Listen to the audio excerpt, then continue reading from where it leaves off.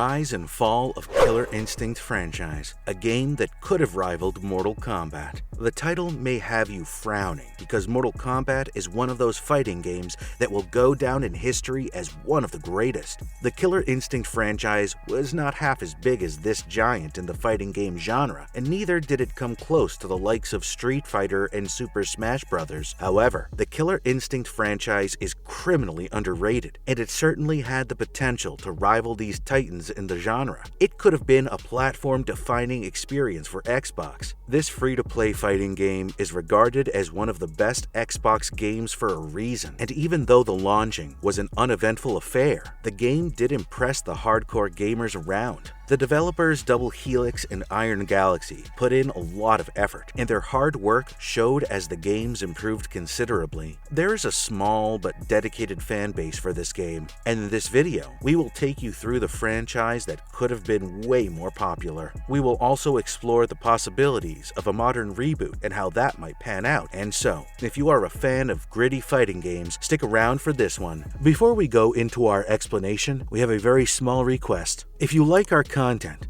please support us by subscribing to our channel. This is a small click for you, but for us, it means a lot. Thank you. Let's begin.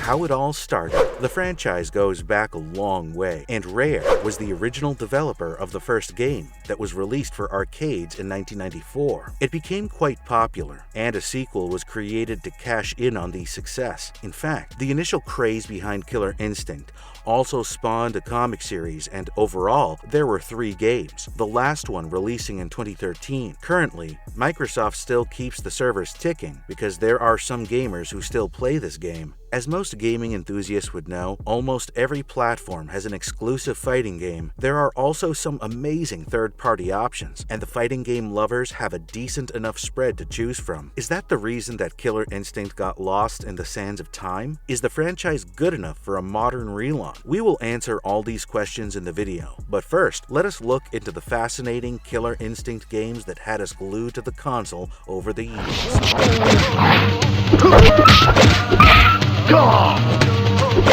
Killer Instinct 1994. The first Killer Instinct game was developed by Rare and published by Midway. After releasing as an arcade game, it was ported to the Super Nintendo Entertainment System and the Game Boy. The storyline is somewhat generic, where a powerful corporation named Ultratech organizes the Killer Instinct tournament. There are some regular participants, and there are also some experimental creatures as a part of the gameplay. These creatures are created by the corporation, and they are made to fight in the tournament to test their strengths. They also come up with a technology that acts as a bridge between dimensions, and some strange creatures like the two-headed Cyclops and other monsters can be found. Brilliance in simplicity. The plot has absolutely nothing extraordinary going around it, and you have probably come across such stories several times. It is all about the detailed graphics and the diverse characters that add to the fun of this game. This is where the game surpasses its rivals in the genre, and some of the gameplay elements were not found in the fighting games back in the day. For instance, the player fights the enemy in best-of-3 round bouts, and every player has 2 life bars. It is just about depleting the opponent's health bar quicker than your own, but it offered a lot of excitement and some nail-biting moments in the fight. When the game was released, fighting games like Street Fighter 2 and Mortal Kombat were big names. Killer Instinct managed to take some elements from both games, and this 2-dimensional fighter game offers a variety of characters with an elaborate range of attacks and special moves. The focus on combos is an interesting feature of the game, and it was not like the other fighting games that allow you to jump in and attack your enemies. One required some practice and control to manage the combos, and with every character having different combo attacks, they all were clearly distinct from one another. It was the most fun to play against friends with similar skill levels, and the finishing moves in the fights were quite inspired by Mortal Kombat. The gameplay is smooth and the fighting engine works fine, but the smoothness cannot be compared to that of Street Fighter. Killer Instinct did come with some killer graphics, and even the backgrounds are nicely done. We loved the dark tone of the soundtrack, and all in all, it has to be said that this game was a decent clone of Mortal Kombat and Street Fighter 2.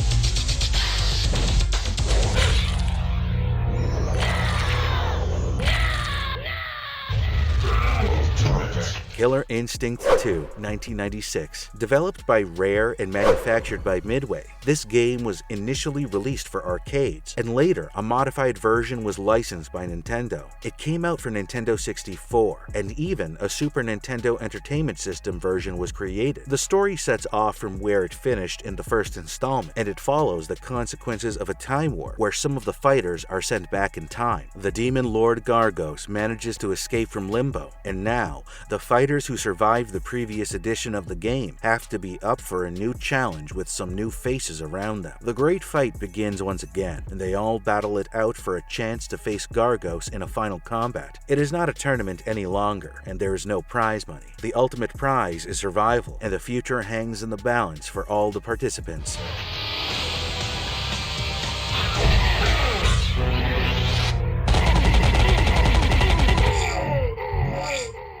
An insane fighting game despite the awkward plot. Are fighting games even remotely about the plot? They aren't exactly supposed to be plot-driven, and once you accept this point, you can be at peace with Killer Instinct 2. Crazy things happen all around you, but more than that, you should focus on the fights because the challenge gets steeper with each passing game. Some new warriors become a part of the fighting force, and the likes of a barbarian warrior, a martial artist, and an Amazon female make for an interesting lot. The game is all about surviving for most of the characters, and for a few, it is a chance to regain their dignity. The gameplay is bound to remind you of the original game, but in some ways the fights have been toned down a bit. Instead, some new cool moves have been added that are different from what you have seen in the first game. The graphics remain clean and clear, and even the sequel impresses the fans with the quality on offer. The soundtrack is once again an added bonus in the game, and it is probably a notch higher than the first. The game was highly addictive, and the finishing moves at the end of the match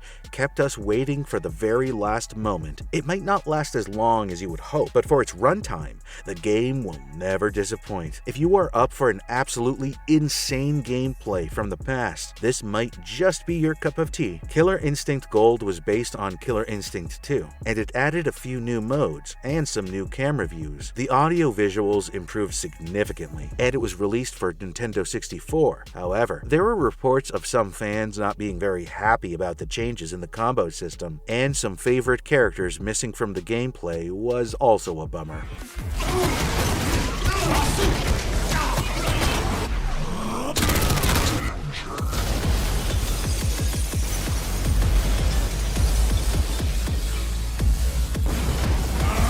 Killer Instinct 2013. This was the third game in the franchise, and it was developed by Double Helix Games and Iron Galaxy. They introduced some changes in the gameplay, and it was released as a free-to-play game for the Xbox One. In a way, this game was a reboot of the franchise, and many of the plot points of the previous game have been retained. For instance, you'll still have the Killer Instinct tournament, and some familiar faces can be seen among the characters, like Jago. There are different story-based campaigns for each character, and eventually it comes down to a final fight with full gore. Season 2 follows more into these storylines, and you will encounter multiple endings depending on your actions.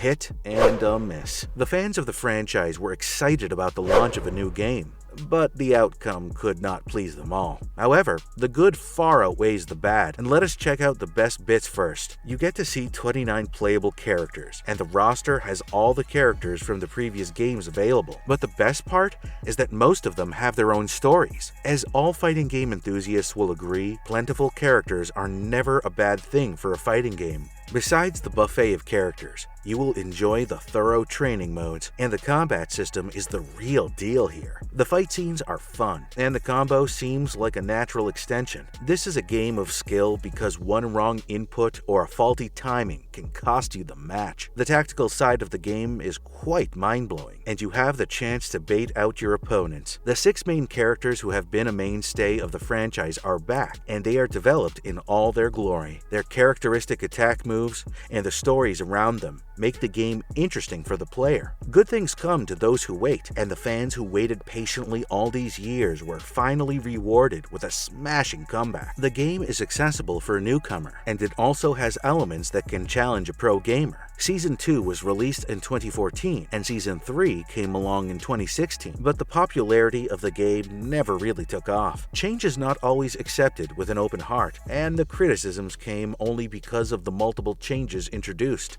There was simply too much competition in the market, and this was discarded as just another run-of-the-mill addition to a once valuable franchise.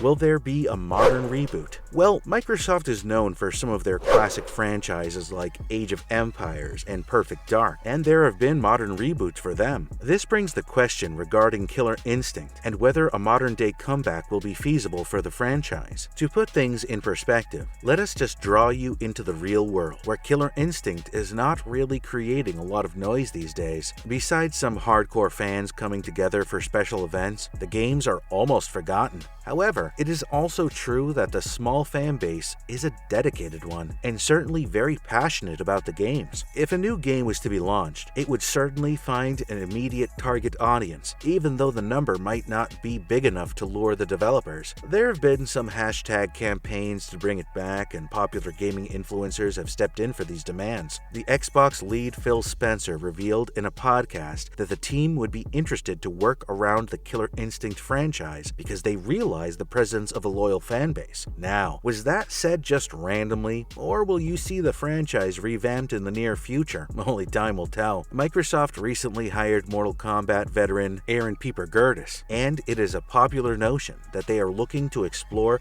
the fighting genre one more time. In that case, a franchise like Killer Instinct will certainly catch the fancy of the developers.